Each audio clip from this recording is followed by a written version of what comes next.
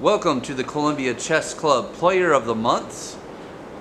Today, we are going to be interviewing Thomas Thorla, who is going to be representing April 2026. Mr. Thomas, have you played any chess yet today? No, actually, I have not. I've been TDing a tournament, but I have not played any chess today. So, I guess that kind of counts. You've seen a lot of chess. I've watched a lot of it. We've watched a lot of chess today. Let's start things off with, how did you get into chess? I originally learned chess from my brother, my dad, and grandfather. We used to have little mini tournaments at my grandfather's house, and I stopped playing for a long time until COVID happened, where I picked it back up, just like a lot of people. And after COVID, I found the Columbia Chess Club, and I was able to get back into it at that point. So, well, we're glad you did. What is your favorite thing about the Columbia Chess Club? Favorite thing about the Columbia Chess Club, probably the players and facility. I really enjoy playing games with somebody and then having the camaraderie afterwards to talk about it, go over it, and help improve everyone around us. And I feel like the Columbia Chess Club really does that. And I think the facility here is second to none. So I enjoy both of those aspects. Thank you, Mr. Thomas Thorla. What's been your most memorable game or moment at the club? My most memorable game probably was a draw, but against the National Master. It was my first one. It was a lot of fun, and it was an ending where it seemed like he should have a win, but I was able to check his king around with my rook and force him to take it, which ended in a stalemate, which was a lot of fun.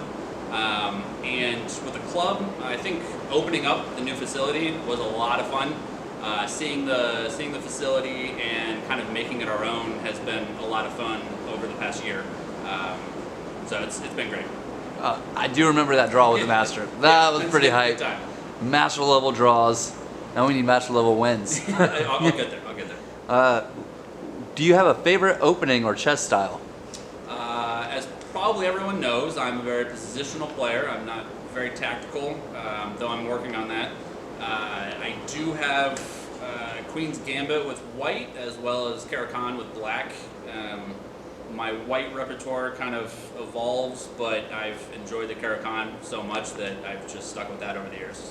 So those are my two go-tos. So. Is that a Gotham chess Caro-Kann? It is actually not. I cannot remember what video it was that I saw the Caro-Kann, but it was when we started, right after the pandemic, when we started up again. We were at Firefly with just a handful of us, and I watched a couple of videos just to kind of get back into it, and that opening was one of them, and a lot of people were playing it, so a lot of people were talking about it. A lot of people have moved off of it, but I've just enjoyed it and kind of stuck with it, so it's one of my go-tos. So. I was one of those Caro-Kann players. I know you were. Do you have a favorite chess player, past or present, and why? I like Fabi a lot. I like following his games because he plays a lot like me, very positional. He does a lot of research on his openings. His prep is amazing, and his personality is something I can relate to. He's just a very kind of laid-back person. He's not very boisterous and not very loud. Kind of a very respectful player, and I enjoy that. So Fabi probably would be my favorite player for a handful of reasons. And right now he's competing in the 2026 candidates. Yes. And most of us from the Columbia Chess Club are rooting for him. Yep. Yeah. What's one thing you've learned from playing in tournaments? Playing in tournaments, probably the biggest thing is how to grow from a loss. Everybody kind of focuses on winning and taking lessons from winning. I did this well, so I'm going to continue doing it. A lot of people will lose and then not think about their loss, but anytime you lose, there's an opportunity for improvement, and I feel like I've learned how to do that quite a bit and use that in my chess career. You are an extremely resilient player. I love my defense. I love to defend. I love to finagle. I love to. You have to beat me 2 or 3 times, and if you do, then okay. But I make it as hard as possible for every opponent that I play. Almost every time I play, like just resign. I get enjoyment out of it. We can tell. How do you prepare for a tournament or a tough opponent? I try not to overthink it. Anytime I go into a tournament, there's such high-level players at the club or in Charlotte that anytime I go into one of those tournaments, it can be easy to hyperfixate on trying to outplay all of your opponent throughout the entire game. I try not to think about that as much. I try to control the things that I can, which is my opening prep and what I know. Aspects of my openings that I know. So, I try not to overthink the games when I go into them. I try not to over-research. Might be good, might be bad, but that's how I handle it. So what I'm gathering is you're just more attentive to your overall chess journey than a single event. Yeah, I don't really focus on who's across the board from me.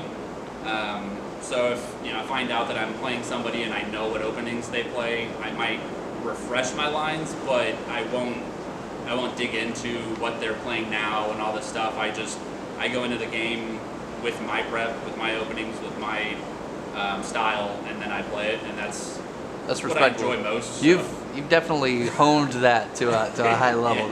Yeah. What advice would you give to someone just starting out in chess? To have fun.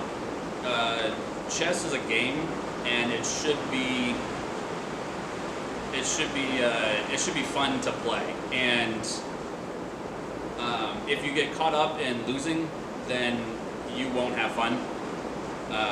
If you take a loss, then learn from it and move on to the next game. But just remember that you're playing a game, and the game should be fun. Anytime I play, I sit down and I get to play once a week over the board, and if I use all of my time, I don't feel bad at all because I get to play the game. I get to enjoy playing chess. And so anytime you sit down, just remember to enjoy playing chess and have fun. That is some solid advice. What's a goal you have for your chess journey this year? I probably have 2. One of them rating-wise, which I don't focus on too much, though I do enjoy my milestones. I do anytime I hit a milestone that I've been wanting to hit, I do take time to enjoy that. Recently hit 1600, and that's been one that I've been trying to get for a while. But by the end of the year, I'd like to get over 1700 consistently, and I also would like to improve South Carolina chess as best as possible.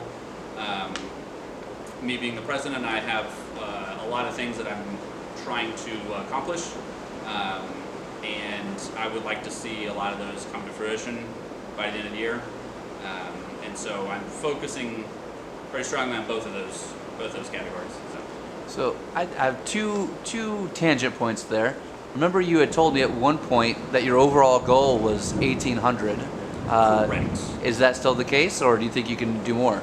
No, correct. 1800 is my kind of long-term goal. Once I hit 1800, I feel like the amount of investment it takes to get up to that 2000 level is extremely steep. And so I would not mind going higher than that, but my long-term goal is 1800, where I feel like I can have very high-quality games at that level, but I'm not investing all of my time into it, which is fine.